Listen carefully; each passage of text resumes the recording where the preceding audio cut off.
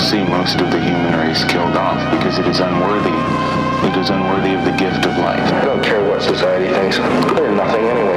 They're no better than me. Until we hear the safe word, we will not stop.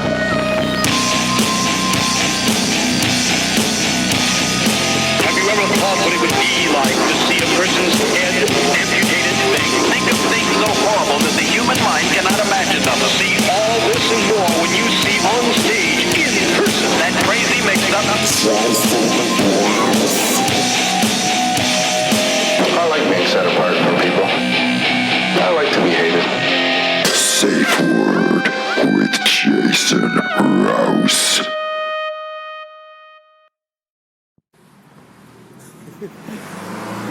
Gross, dude. Look at. It's like every time we hang out, there's a shit story out of the gate. But dude, it's just like if you don't have a bag, just get a branch and brush it so people don't step on it. But you get a lot of drunk people at night, and they don't see these shits, and that guy stomped that for 3 blocks. Yeah. Jason Rouse is Safe Word guest today, Earl Skakel. Welcome to the show, Earl. Yeah, I'm the real motherfucking deal. I'm the voice of the voiceless. I speak for the unspoken. So if a couple more comics can get me too'd and move to Austin, I might go on before midnight. I know. I'm moving to Austin January 1st. I don't blame you. Great. It's just one less guy I got to deal with. Yeah. Hey, look, we were in the same shitty paddle boat. I mean, was throwing spots out the window for us. Honestly, it was Tripoli, Red Band, and Perez. That was my career in Hollywood, more or less. I mean, it's decent sets. It's tough to get spots here. I mean, at one point, now I'm an unknown comic, for the most part. I was on 4 TV shows, 4 different networks, and I was still going on at 12:30. Yeah, it's crazy. Yeah, no, I remember sitting on public transit in Toronto and people asking me for pictures and autographs. I'm on 4 shows, and TV. Anyway, there was as much TV coverage I could have in the country, and I'm taking a subway and I'm busted. I'm broke. Yeah, I mean, it's a crazy business, man. It's totally crazy. It's barely a business. Well, now it is, but in LA, I think if you can just wait it out, you'll be all right, because this will be over at one point, and then people aren't just going to move back from Austin to LA again. So yeah, look at you've lived in the same apartment for what, 10 years? No, years? Right after 9/11. You moved into that place. It's the only way I know how to remember. So I'm here for life, because stand-up's my love, but voiceovers is 90% are done in LA, so I have to stay here. Yeah, first of all, I can't really see you anywhere else. You're pretty local. Yeah, I'm a local yokel. But yeah, and you're a hick to the rest of these folks. I mean, let's describe your neighborhood. Everyone is aware of Hollywood, but you're in a very specific part of Hollywood. I'm in the Homo erectus part. I am the only... I'm the only straight guy in my building.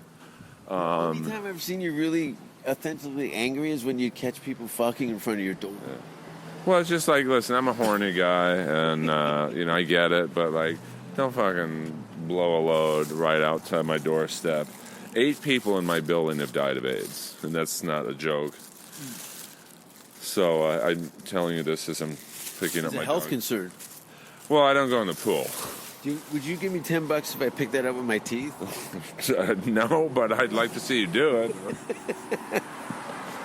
Oh, there's a little bit on the back. Let me get that for you, Lois. So, but I mean, but I love living in a gay neighborhood. It's clean.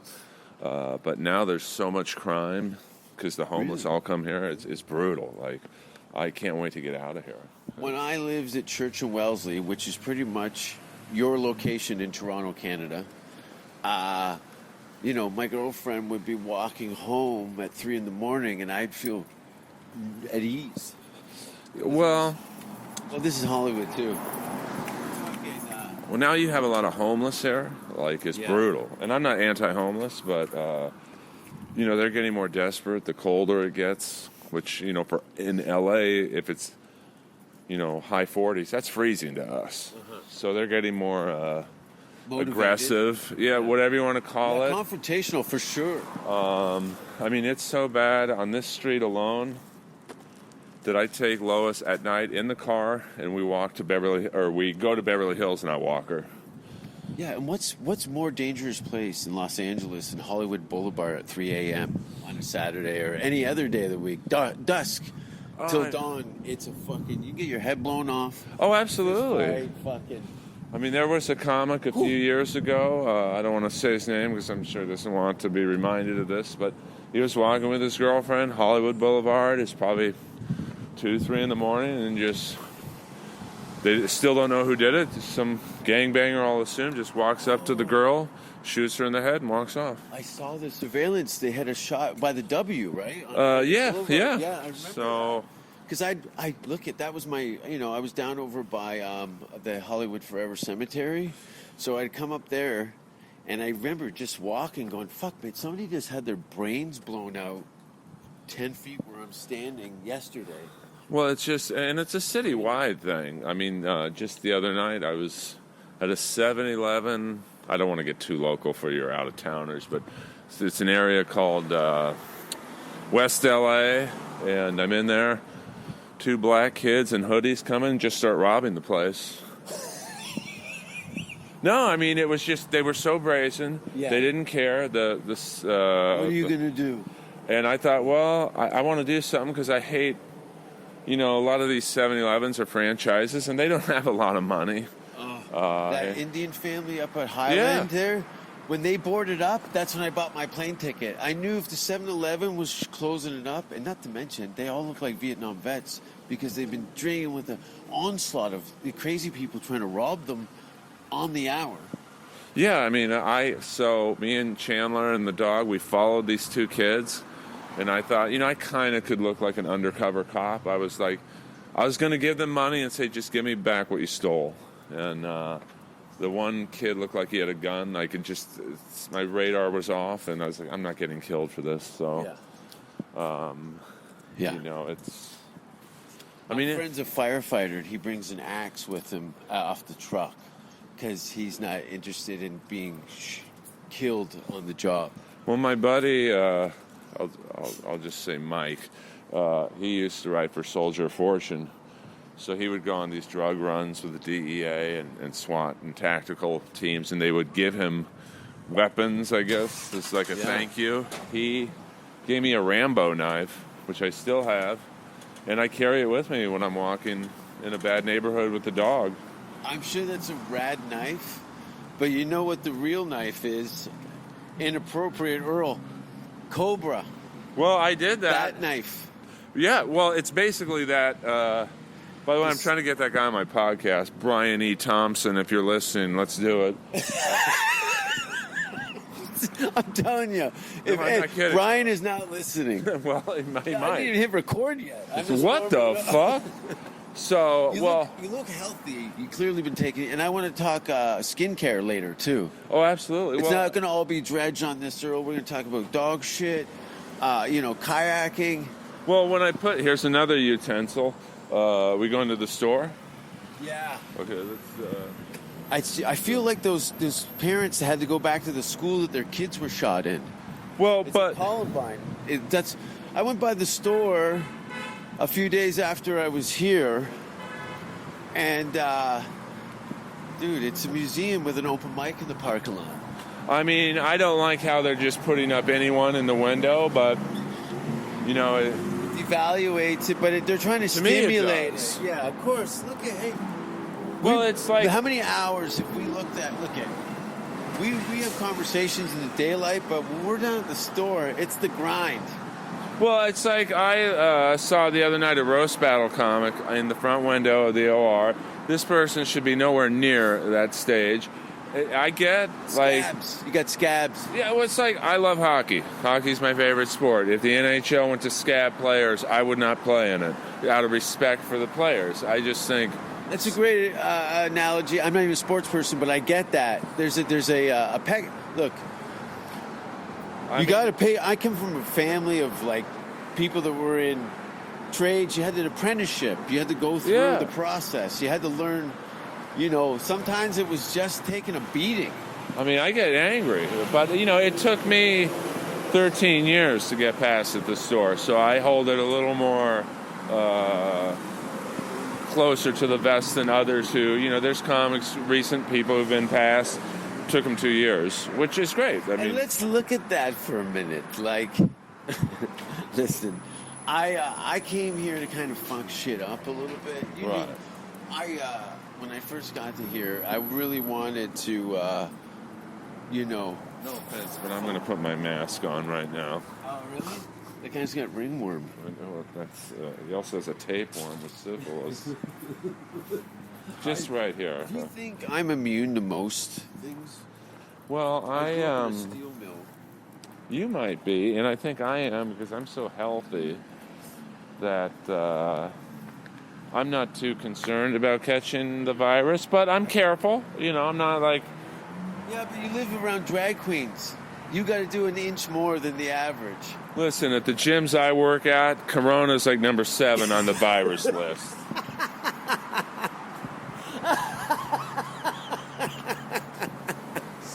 I'm good. No, but people don't know. Like, they think, I don't know, some people might think we're kind of being silly. It's a jungle, as you say. We out are. there. Well, my brother-in-law... You were outgunned. My brother-in-law has severe MS. It's probably the worst case I've ever seen. He's not leaving where he is living now, and he got it, and he survived. So is he confined to a wheelchair? Yeah, it's brutal. Okay, I mean, so it's not like he's getting his cardio going on the flip. No, and he was a guy. Medicine. He was a guy who was a cameraman on like Spielberg films. So he was, which is you don't realize. Probably 60. You don't realize how in shape cameramen are. Yeah, you gotta be a half gymnast. I think we can run and make it. Yeah. But I mean, those cameras are 60, 70 pounds that they got to toll around for 12 straight hours. And that's what he did on like Spielberg films. So, point of even bringing him up is. Rocky and Bullwinkle for the listeners. We just passed a He'll be in the 1961. window tonight. Now, was that one of the racist cartoons or non-racist cartoons? The Looney Tunes had some scandalous shit. Well, a lot. I mean, you're talking that it was a religious... Walt Disney was a known anti-Semite. And John Wayne was a racist. Yeah, but it comes with the hat. Come on. But I mean, like, if you look at some of the things that were... Like, I'm 52, so I grew up, like, in the prime of All in the Family. Yeah. Yeah, you're only 3 years younger than me. That girl's amazingly beautiful skin. Wow. Thank you. So pretty. I mean, there was a religious cartoon. I don't know the name of it, but I can do a perfect... Star Wars? No, well, even that was racist. Look at Darth Vader. They pinned it all on the black guy. Yeah, but he was a white guy trapped in a black guy's mask. That's James Earl Jones, dude. What are you talking about? Yeah, but when they rip his face off, that wasn't James under the mask. Yeah, he was a high yellow brother. I think Darth Vader was a white actor, but with James Earl doing the voice.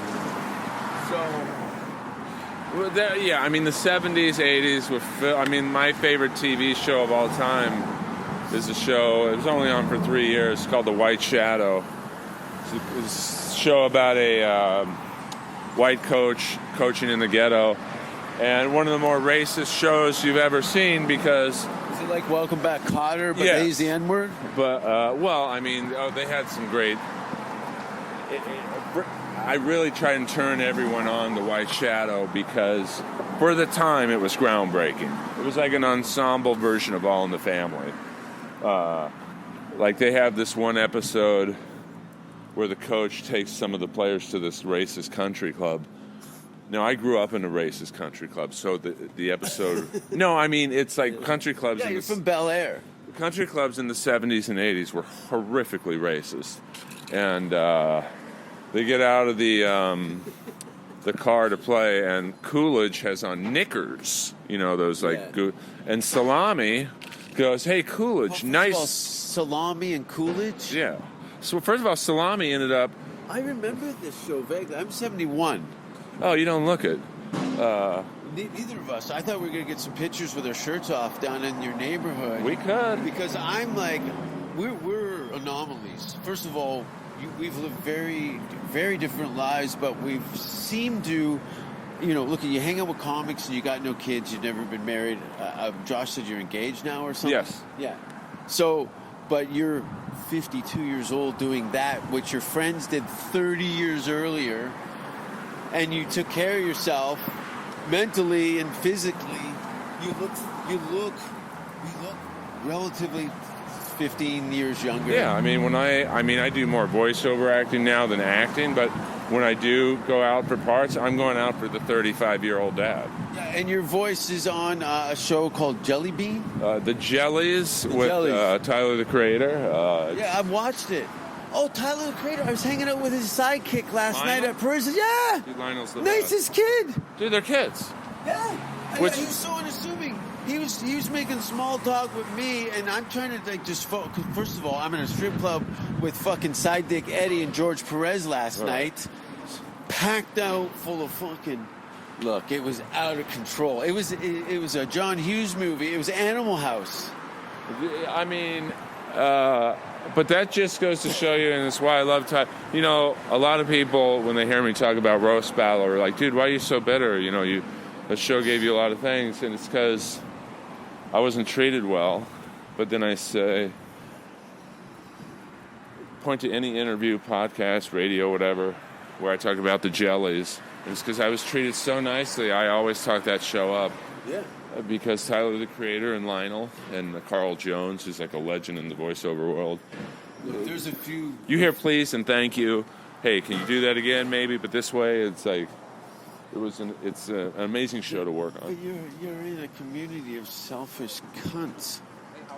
Oh, absolutely. I was really, I spent 6 years in London, England before I moved to LA, and I got the shock of my life. I went to like 15 comics in my living room playing guitar on acid, all singing songs, making each other laugh, partying together. Like how I'd heard it was in Hollywood in the 70s and the 80s.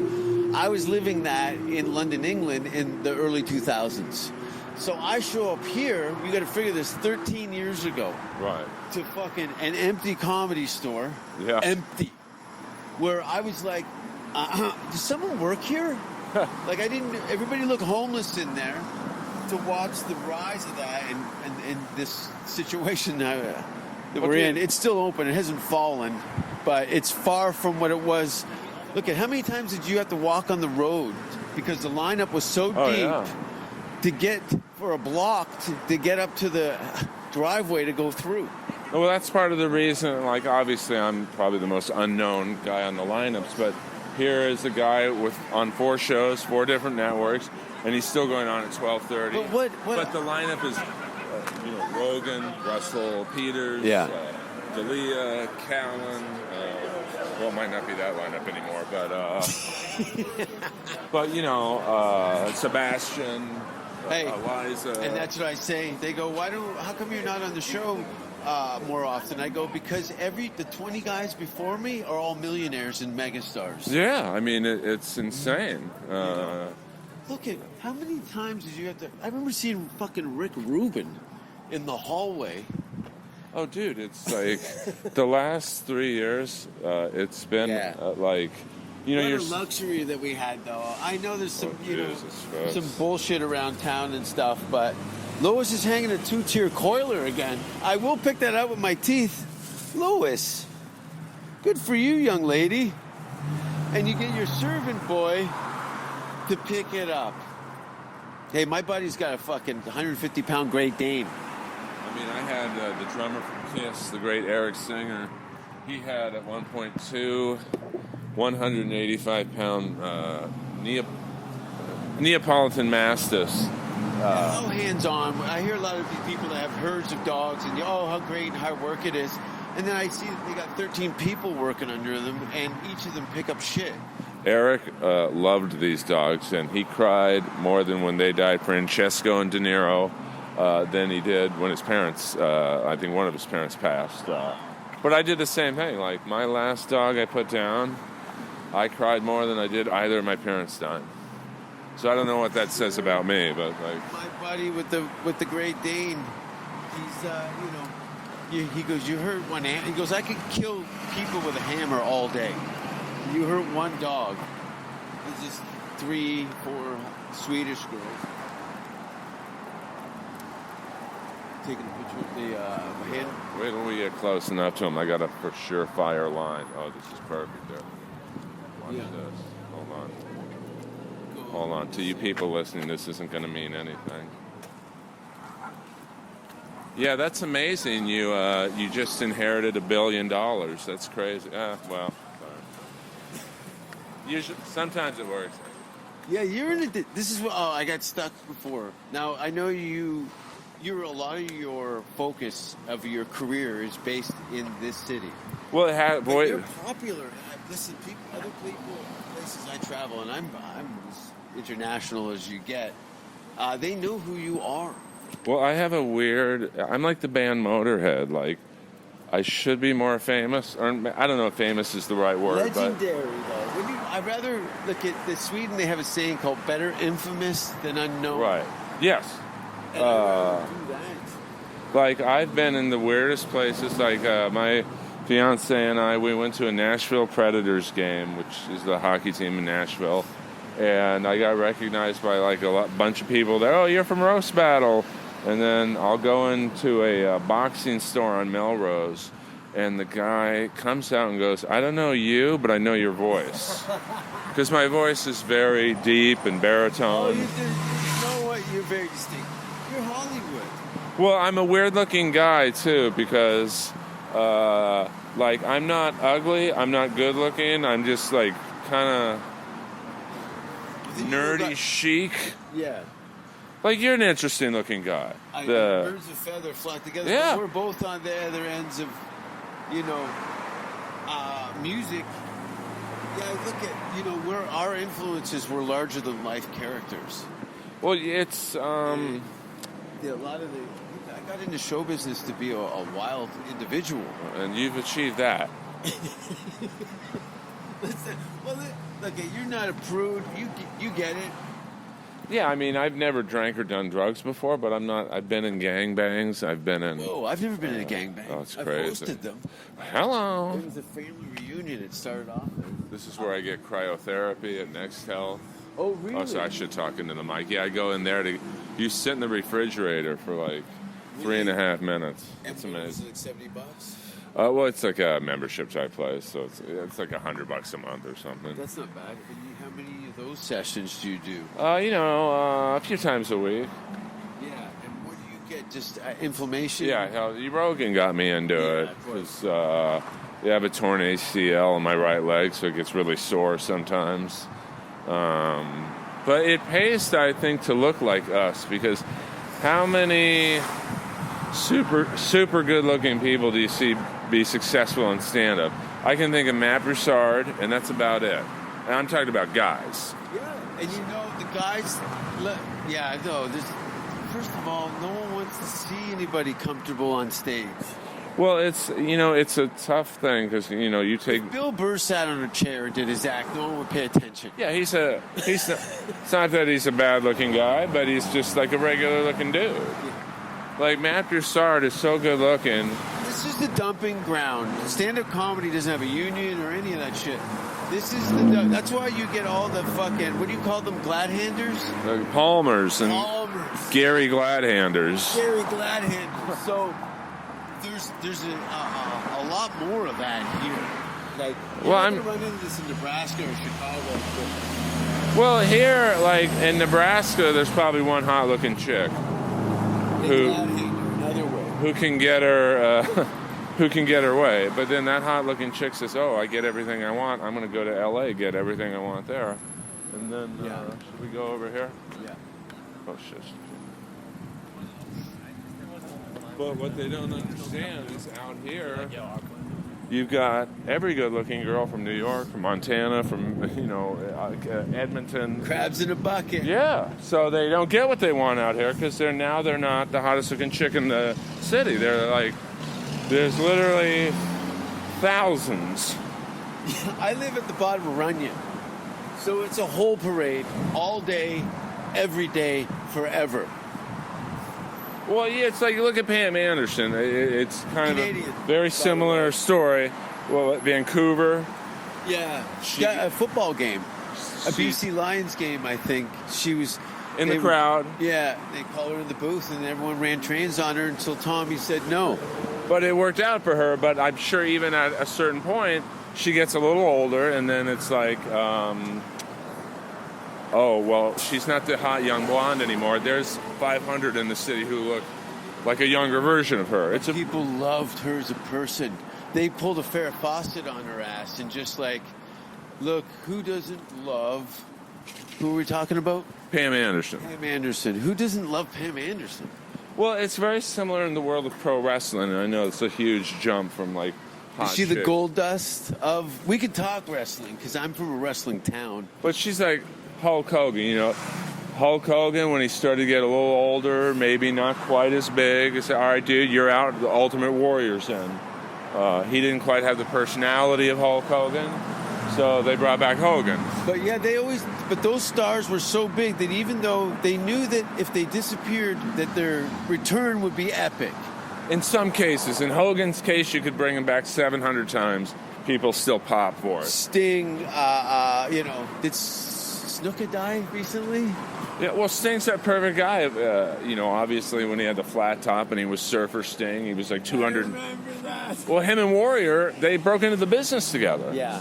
But And literally didn't break. They kicked the fucking door. Ultimate War. I thought wrestling was kind of over.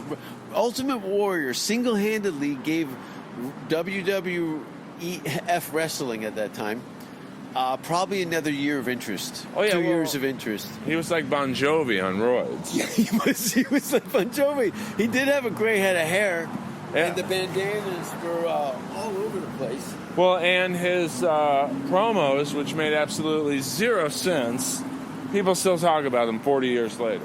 Now I got to ask you this, and I know you know your attention to the wrestling minutia. What kind of was the movie with Mickey Rourke Very believable. based off of the Ultimate Warrior? I think it was funny in the premiere. I sat next to Rowdy Piper, who I did not know at the time, and it affected him. He was crying right next to me. Really? So I would. Oh my God! What the fuck is that, man?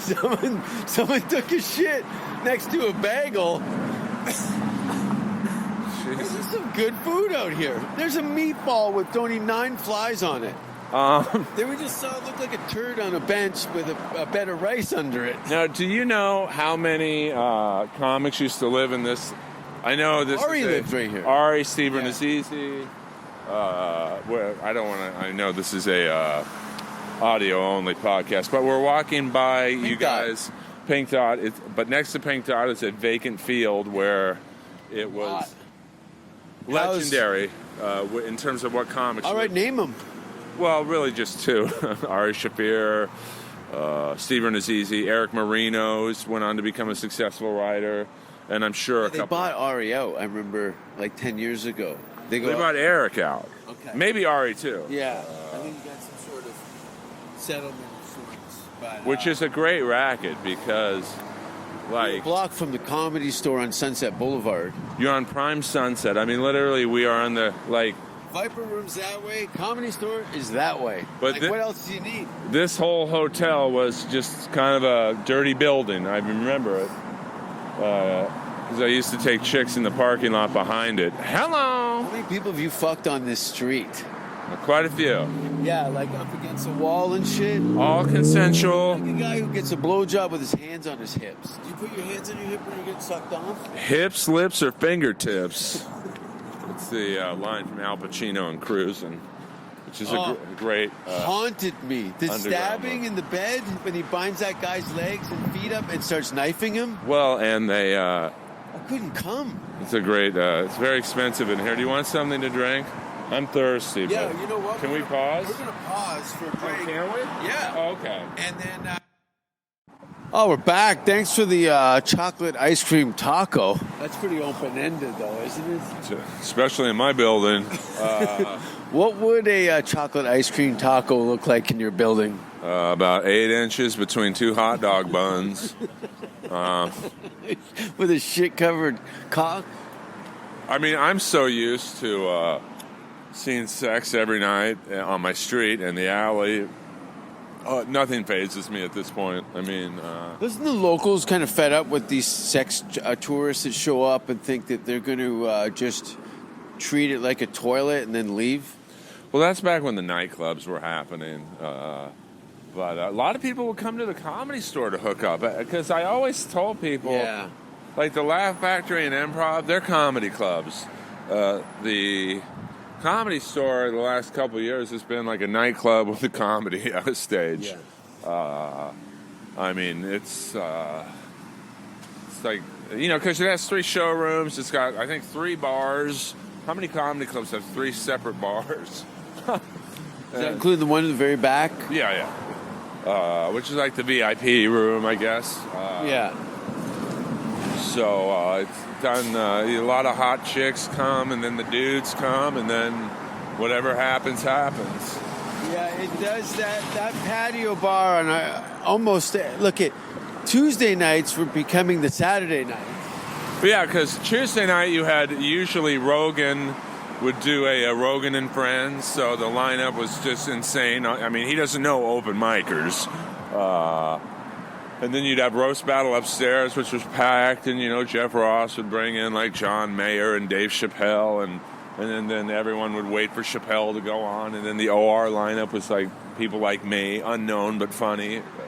Yeah, and then the patio was, you know, touring comics like you who's hanging out or whatever on an off night. Just show up.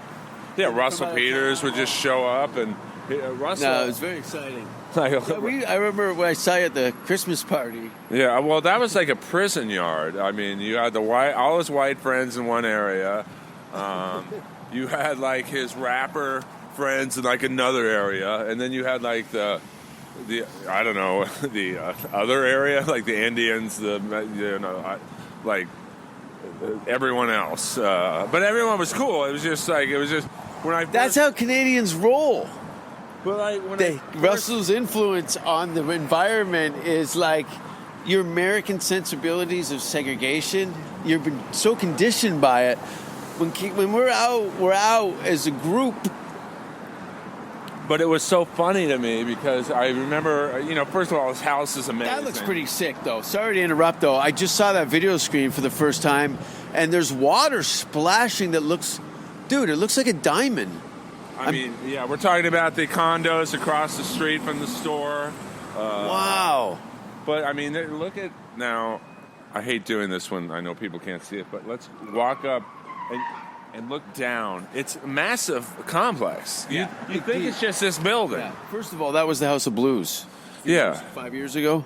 8 years ago. I think the very last show there was Roast Battle Season 2, which is crazy that such a legendary music venue that the last show there was Roast Battle. But look how big this place is. Yeah, I know. It was deep. I remember when they were digging that hole, we were like, what the fuck? How many, you know, how deep? That's got to be about 4 floors down. 5 floors down. And to show you, like I just looked at a house in the valley for $4.5 million. I can't afford it, but I still wanted to look at it. Like the top condo in there with no yard, probably an average sized place is $4.5 million. So it's pretty wild. And at a time where there's nothing going on. Well, so you got front row seats to dog shit. Yeah. Well, it's a great place, a great time to buy a house because everyone who bought houses a year ago with loans can't afford them. What's this? Oh, this is a butt plug. Hey, whatever.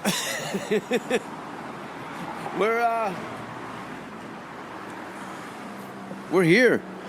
We're outside the Comedy Store with Earl doing an episode of The Safe where we were just talking. Oh, shit. Yeah, but it's empty. This is what I fought 13 years to fight for. Yeah, this little prison yard. Yeah, man. But yeah, I mean it's crazy. It's a weird. You can hear it echo now. I recognize this. All the photos that we've taken out here with that red light Yeah. on our faces. Well, it's Yeah. just crazy. Like even on months. Oh shit! Sorry, miss. Lois just snipped at someone. Really? Yeah. Sorry about that. Lois, come on, man. You get me fucking sued out here. Yeah, Right in I front saw a guy get his leg bit by a security guy's dog about that size by the security gates. Well, and- Lois, hey, we got Jay Light here. Let's do a Oh shit! What's up, dude? How are you, brother? Hey, buddy, nice to see What are you you. doing here? Oh, I was just talking to Moses about some roast battle stuff. Oh, shit. Yeah, good things. Who still battles, dude? Nobody right now. I'm not like... Yeah, what's the ranking? Who gives a fuck about rankings? COVID's at 19. Just go for the rest But of the people round. still line up battles? I think they're trying to. They're changing it up because they want to do something different. Like what? Have them be funny? Yes. I'm just kidding. No, dude. you're right though. No, I'm we just wanna kidding. we want to bring back the originals. We want to bring back like you.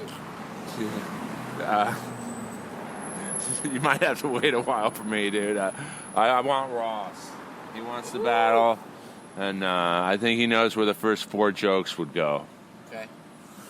True. I want the big fish, unlike that pussy Eli in New York The who head, the tail, the whole goddamn fish. battles his fucking friends he knows he can beat. I want Jeff Ross. Well, you know what kind of bait you need to bring if you're talking to Battle Jeff. A 16-year-old? Yeah, there you go. All right. Jeff, I'm just kidding. I love you. Even though I've never been invited to his pool parties. I want Ross. Is there a tighter swimsuit? You got to dress younger. Let me call Madison Sinclair and see how it works for her. Her, Selden, Bill the Bears. I really. Keep me posted, dude. I probably would only battle him, but yeah, we'll figure it out. Never say never, dude. Love you, dude. Oh, it was nice to run into a comedian at a comedy club. That's I know. about as Saturday night as we had in 6 months. One of the good ones there. We just said hello to Jay Light. I don't know was picked up on the audio, but Yeah. this is it. Do we go man. back? I We're think walking in the we back. did, but, Yeah. I think we Fuck. did. I know. Dude, we're walking down the side of the Comedy Store. Remember the cars? About $1 billion worth of sports cars. Remember, I think we were here that night with Tiffany and Russell Yeah. and Bill and Rogan's. Yeah, and Rogan. And mine, you know. And Yeah, then yeah. I remember Rogan being, obsessed isn't the right word, but he was enamored with my car because I have a Dodge Hellcat. And, you know, that's it might be the fastest street legal car out there with nothing done to it. I was looking at the 2020, and I was going to do a Hearst out of it. A Hellcat Hearst. That was whatever. sick, right? They have Hellcat Jeeps now. So I had it's probably the coolest conversation I've ever had with Joe was just about cars. Yeah. I'm too scared to talk comedy with him because I figure everyone does that. But yeah. You've been around each other for 15 years. Well, I just put myself in his position, or I Of try course. to. Like, okay, everyone probably Dude. talks UFC with him. First of all, I've had a few handshakes and hellos, and I know that's a large effort for somebody who's been clawed at. Look, you know what? I've had panic attacks hanging out with Russell because, you know, it's an unnerving thing when you just feel people climbing around. Well, he even asked me one night. It's not their fault. Well, I mean, I'm too respectful of people, Yeah. which is weird. Even Dice told me the other day, he's like, dude, you got to start asking for stuff. No one's going to give it to you. Because I told him the story of one time. Andrew Dice Clay. Yeah. We're not like best friends, but we text every now and then. I was lucky enough to get picked to do his blues show. Right, on Showtime. Yeah. He's the best. Yeah. Because I told him the story one time in the kitchen. Joe and I are talking, I think, about my ACL injury. And he just looks at me and goes, it's time you come on the podcast. And he gives me his phone number. He says, call me tomorrow. We'll talk to Jamie. And I'm like, I never called him. Called who? Joe. You never did? No, he told me to. Like he said, I thought, It's time you come on the pod. Yeah. And I remember having a panic attack. I'm talking to him about as close as we are. And I'm like, okay, don't act too excited. Just take the number. And I must have stared at that number for days going, I don't want to be disrespectful. jump in the deep end, man. It's too late now. I was like, Yeah, 2 it years is what ago. it is, you know, but always jump off. You're not going to drown. Well, you know, I just got scared. Like, oh my God, what if he forgets? What if he... And so... Dude, I wouldn't have, you know.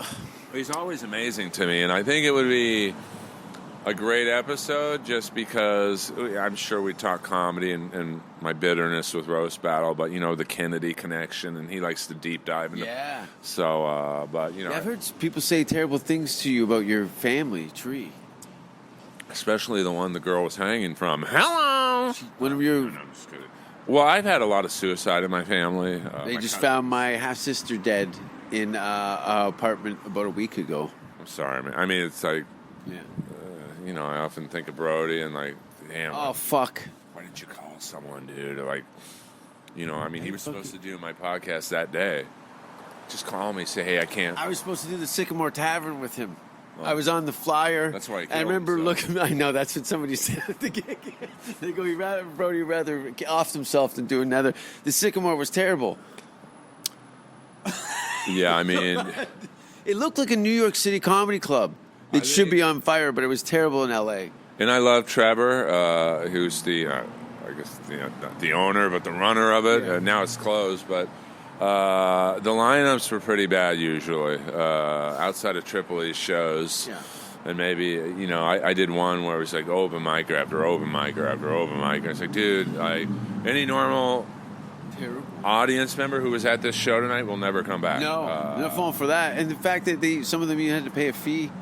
to Yeah, see. But so- yeah, that's a bad one. But you look at this, I mean, obviously it's the Comedy Store, but like what brought this show back were the lineups. Yeah. You know, Rogan, Joey, you know, Theo Von, Jason Galern, even the lesser-known comics like myself and, you know, people like you and Nicole Amy and Jessica Michelle. Like, even the unknown comics are good here. But You had to, or you would suffer a terrible death of bombing after somebody that actually skills to pay the bills. I had to follow Joey Diaz one night, and it's like, you know, I probably had the best set I ever had because it's like, okay, they don't want to hear, you know, hey, anyone from out of town? Yeah, but you can hit that ball. Well, You know what I mean? I think It's in your. It's you got nothing. There's look at you two are completely different animals. Well, I have a great line whenever I have to follow someone famous. I would say it after Russell, if I ever had to follow him, which we probably wouldn't be near each other on the lineup, let's be honest. But you've opened for him. No, I never have. Okay. But if I had to follow Russell for I whatever... see at the house enough to thought that you were at least had one of those. No. I mean, he's another one that said, hey, why don't you open up for me sometime? Yeah. And I'm like, well, I don't want to step on Jason or Yoshi's I toes. do. I know you Yoshi, guys we don't do like care. we don't care. But, like, that's me.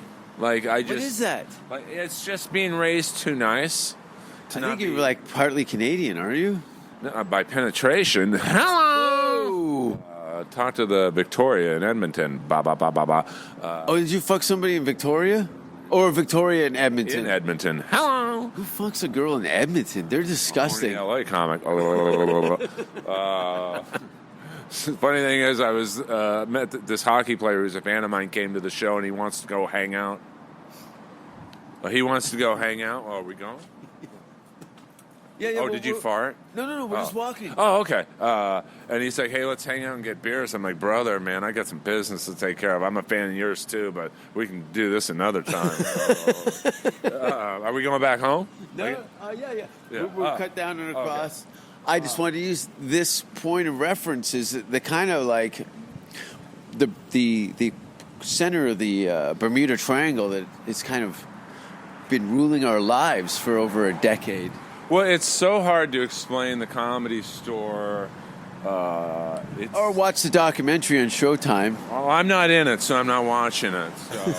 So I was a little upset I wasn't in it. Yeah. I hold grudges, so that's more me than No, anything. I listen to your show too. There's monologues on your grudges. Well, but I keep it real. Like I and I went on my friend Alex Hooper's podcast. He's got a great podcast called Achilles Heel. I don't know if he does it anymore, but it's what's your weakness? And mine is holding grudges, and I hold grudges for other people. Like I hold grudges. I spoke out about statutory rape in the LA comedy scene long before Me Too, and it was I was speaking up for some of the girls who I don't even talk to anymore, and probably wasted my time on that. But no, definitely not a waste of time. Well, but like you dated female comics that were probably first person stories that you were getting. Oh, absolutely. I know. Look, I don't date any of these fucking people. Smart move. I mean, I don't fuck with any of these chicks ever. And but it's all I'm around. Like, I'm not around lawyers and doctors. I'm around comics. Yeah. Most of them are fucking idiots. My problem was just general tact and couth and respect. Well, outside of that, yeah. I'm 52, so I'm around, the Comedy Store is a younger comedy crowd, and obviously a lot of young comics want to get in there. So they look up to me like, oh, this guy's like got a huge dick. I do. 9 to the left. Jesus, the fuck? I said huge dick and then banged you in the face. That's how big my dick hit the mic and went 9 to the left. Under my elbow. But 10 in the right hands. So I get a lot of younger comics who look up to me. Oh, he's on TV enough. He's successful enough that where I should hang out with him.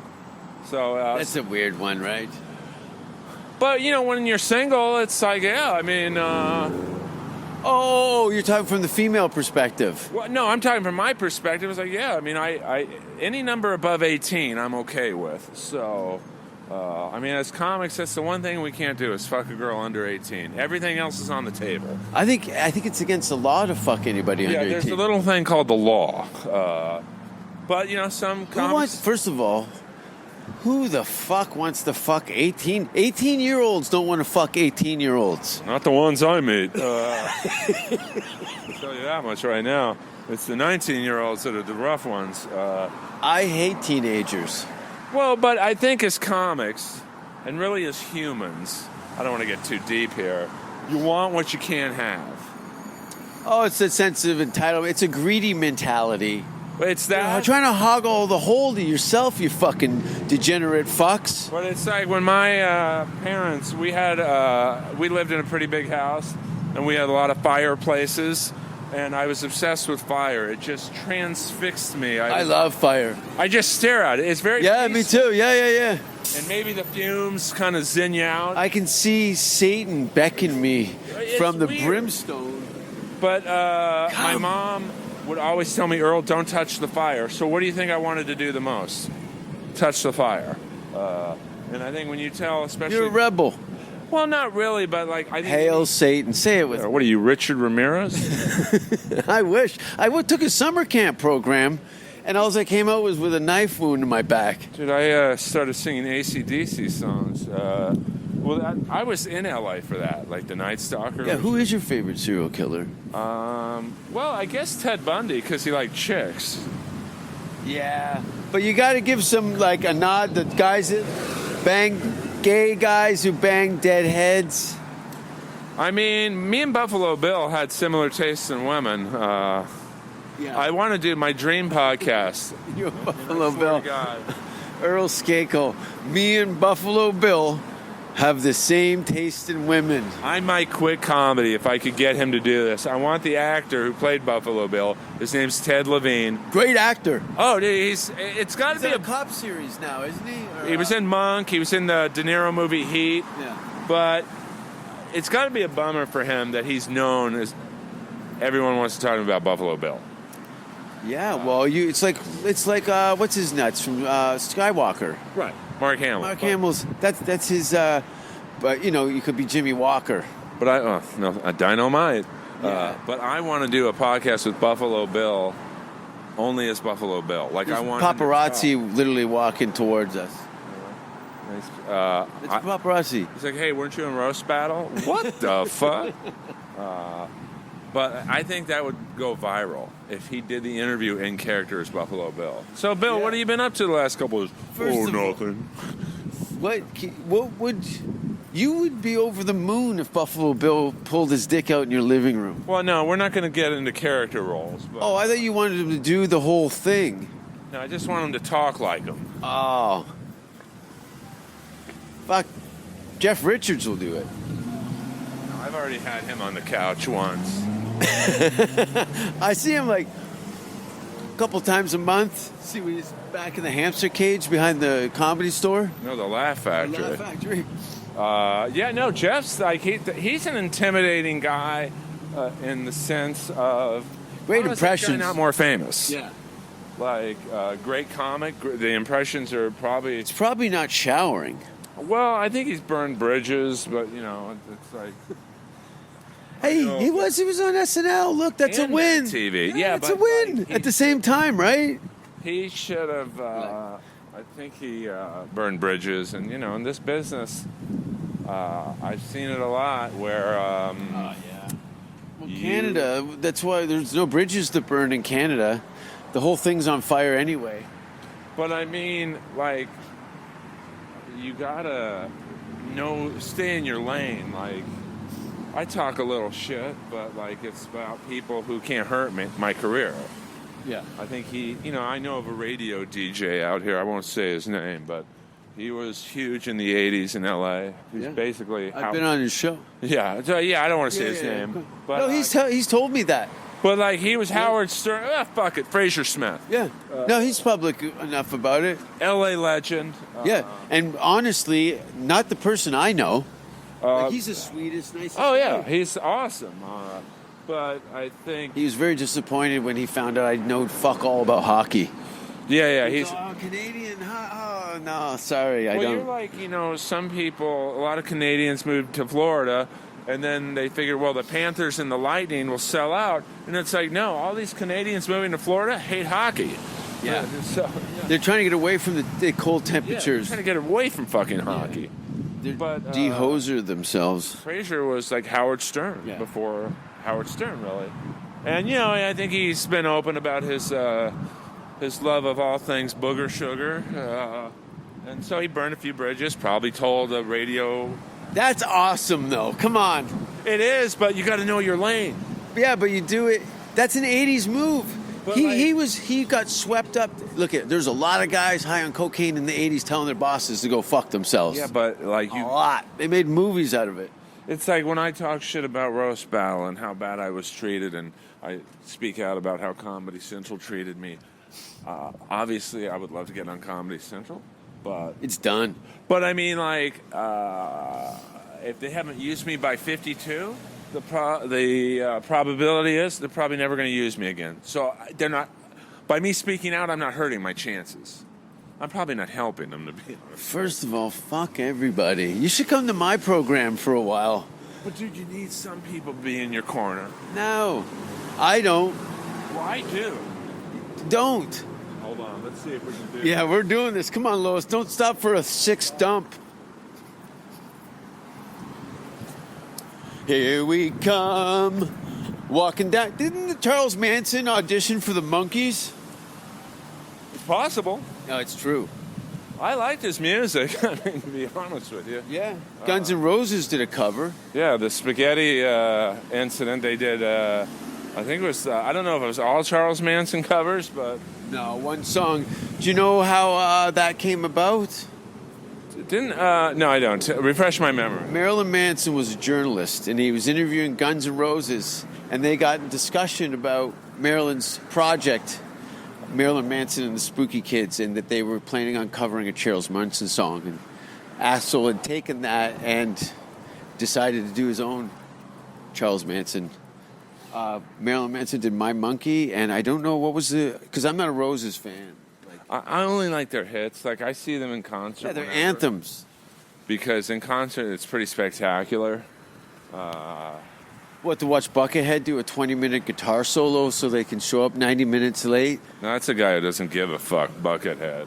Yeah. But a virtuoso on the guitar. Yeah. Like, but that's the great thing about music. It's like Buckethead is probably technically a better player than Slash.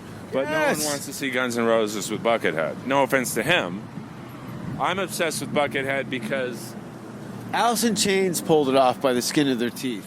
Well, I think when a member dies, you can... But how can a guy sustain... I don't know what the Stone Temple Pilots guy's saying, but I heard he's going to stand in the back during the show. Right. Well, I mean... New guy. Oh, yeah, he's not Scott Weiland. Yeah. You know, I mean... Who died in Toronto on a tour bus after an interview.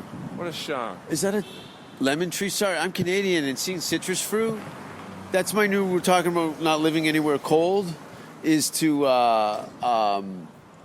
I'll only live anywhere where oranges can grow. What's got into her? Well, when she's in the zone, dude. She's kind of snotty. Oh, she's a real bitch. I mean, you saw her almost try and bite the... Yeah, what was that? I think she's been kicked. So she's a little weird around feet. She's cool with me. We're just not buddied up, but she's on her beat. She's got a beat. Yeah, I got to stop. We might have to pause it in a second. I got to buy some Powerball tickets. What are you, a 70-year-old fucking Jewish lady? Absolutely, dude. If I win the Powerball, I'm going to buy the Comedy Store, and people are going to be like, why is Earl all of a sudden going on before Russell? Even Russell. And why is only Russell and Earl on the show? Even Russell would be going, Earl, do you have a network deal? Nope. No, but you know, hey, fuck. All right, we're back. What did you get? Scratch tickets? No, thank you. Fucking dig. Sorry. Powerball, dude. It's like $200 million. Okay, but doesn't the government take 60% of that? That's still 40% more than what I didn't have. So, how much money is it? 20 million? I don't care, dude. It's money. It's big business. Okay. What are you, my accountant, her? I want to know what you're going to do with the first check. You're going to see me show up to the store in suicide doors. Yeah? Like Entourage? Hey, what's Russell doing here during open mic night? Oh, that's Skakel. Would you just buy up the store? Would you just buy the store? No, but You I wouldn't would just fuck off and open up your own comedy club somewhere? No, what I would do is I would hire the #1 publicist in comedy to get me gigs, baby. Earl, I charge $5,000 a week or a month. It was just what the guy charges. I'm like, guess what? You're getting $10,000 a month. Make it happen, Gilroy. Yeah. That's what I would do. Well, I bet you don't. You're not willing. How do you envision your live tour? Like when you do live gigs, do you sell yourself in the improvs across America, sold out? Well, I probably fucked up because after I did Roast Battle, that was like, I think, because voiceovers are great. Like to be on one of the... I'm talking stand up. I know, but like you can say you're the voice of, but it's better to be on a live show like Roast Battle. And I thought Unless you're on Family Guy or The Simpsons. Oh, that's different. But I thought after Rick and Morty, Bob's Burgers, and the Jellies is in that, I think, tier right below those. Would you go on the road for a month doing theaters? I would, but I think after I beat Jimmy Carr, I thought, okay, Hollywood's just going to call me because he's like the #1. Him, Russell, and Rogan, I guess. Okay, I beat him, so I'll get theater offers, and I just didn't parlay it. It seems like you just fucking... You got opportunities, you never walk through the doors. Yeah, in some degrees, yes. I thought, okay, I'm on Comedy Central 4 nights and 5 days. After 13 years of nothing, I should have been a little more proactive, but I wasn't, so I'm... I think if you grew up in a smaller town with less resources, you probably would have been more aggressive in your opportunities. It's possible. Because after I beat Jimmy, It's like a war zone here. There's like 60 helicopters. I haven't even back California What the for. fuck? Yeah. Who's doing that? Inappropriate My orals. street team. Oh, I saw that. I know you got a bunch of kids that are out there spreading Well, the not really. gospel of Well, inappropriate Earl. well, I would go out at 3 in the morning during the first few months of the pandemic and do my stencils and posters. You're kind of risking your life at the same time. Well, at 3 in the morning during the pandemic, the first few months, the only people that are out are cops. So I would bring Lois as the perfect cover. So I've got a backpack with spray paint Yeah. falling out of it, basically. We're recording. Oh, I know. Well, it's not it'd be one thing if I was doing it in storefront windows. And but what's like- been the feedback of this kind of Banksy style approach to DIY advertising? Now, Earl's, somebody's been putting stencils on the sidewalks with your podcast logo on it. And posters all up and down Fairfax. Yeah. Well, I took my Are people contacting you that are just out of the the blue? store owner's going, fuck off. Oh, yeah? No, I'm just kidding. No, she always goes up here. Is it a hang for her? We just went No, by. it's a dog store. It's a dog I'm not store. going to lie. I don't think it's really helped with the numbers, Okay. but I think it's given... Notoriety. Well, I started thinking, okay, what can I do during the pandemic once I figured out it was going to be relatively long that other podcasters / comics aren't going to do. Are there protein shakes here? I think it's a money laundering place. They have shakes at the other place. Yeah. But I it's a think it's- Canadian company, Body Energy. Oh, okay. So I thought, well, I'm going to order some posters with my podcast. I have a podcast cover art guy, Andrew Stovekin from New Jersey. If you ever need like posters or cover Sure. art, he's the guy. So you're self-promoting. Podcast is going good, Well, but it's there's no going okay. live. There's no live stimulation, other than the No. people that you have in your living room. I did a few Zoom shows. They were awful. Oh, they're terrible. These were my Terrible. Zoom shows. Yeah, they're the worst. They're brutal. The worst. It's like watching someone hold your kids underwater. It's just brutal, dude. I mean, like, I'm opening up for Rob Schneider next week. Oh, you got a gig? Well, he does these outdoor drive-in shows. Oh, I think I saw a promo for that. So you got a gig? Well, one gig. It's That's one a night. gig. That's almost impossible now. Well, Rob's the best. Like, he's like Russell. Like, he takes care of his own, and like he's done a lot for me. Yeah, Tom Green has their same manager. Tom Green and Rob Schneider are buddies. Yeah. Yeah. I think Rob, Neil Hamburger, all those guys. Yeah, I think his brother John, Yeah. Rob's brother.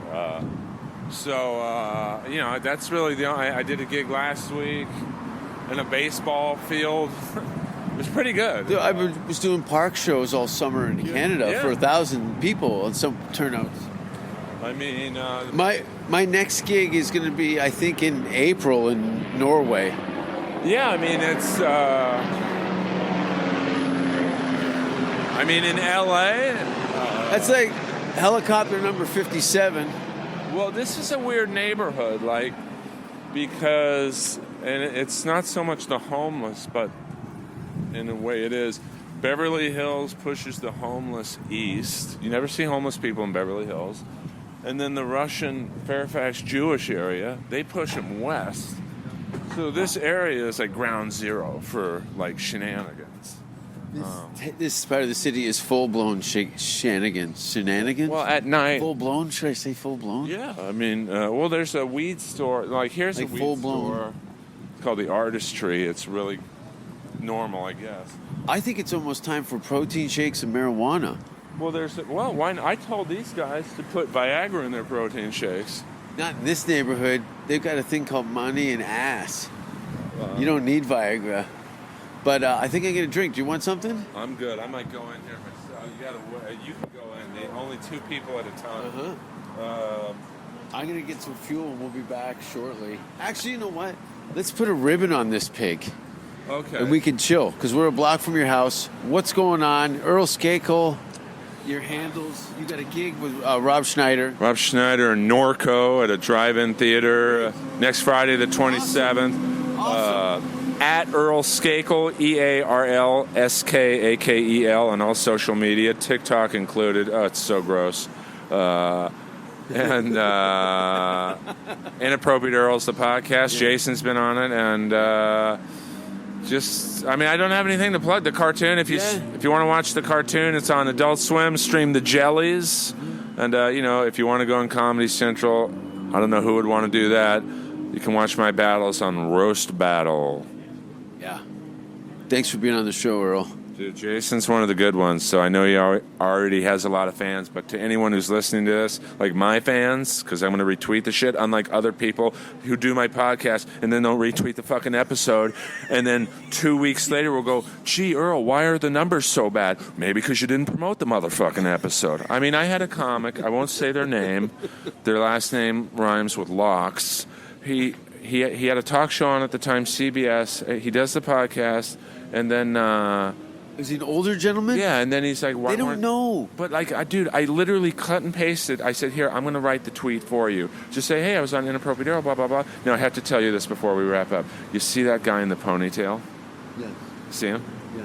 He's a character actor, and he's in one of my favorite episodes of Miami Vice. So every time I see him, I'm like, hey, you got a residual check. This is the great thing about Hollywood is you can see a bad guy from Miami Vice at Starbucks. I was in a CVS and Zimmerman from 90210. Yeah. She's head of SAG. No, the guy. Ian Ziering. Ian Ziering, yeah, and he still looked exactly the same. Talk about a guy who's holding out for a reunion show. I love you all. I'm going to go get a burrito. I don't care what society thinks. Good or nothing anyway.